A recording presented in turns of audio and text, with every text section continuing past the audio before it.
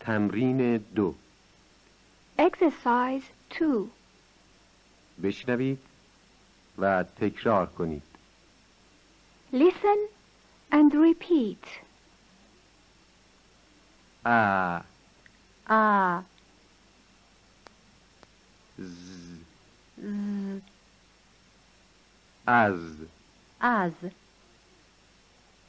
زر Zar, زا Za, زار Zar,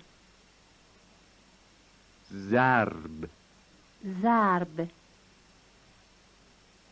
زا Za,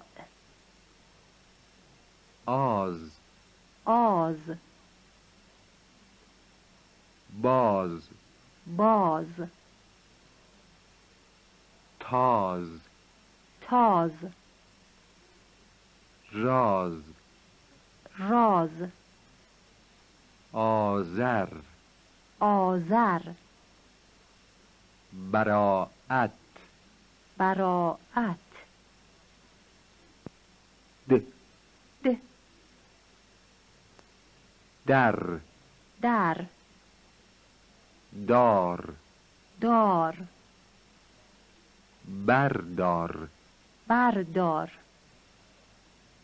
آبدار Abdar, رازدار Razdar, آباد Abad, باد Bad,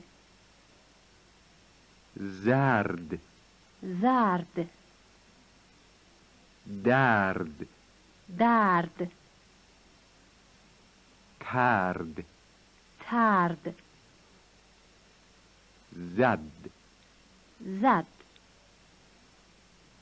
عادت Adat, ضرر Zarar, برادر Baradar, آرد Ard, دارد Darad,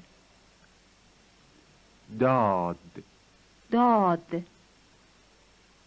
ابر Abr,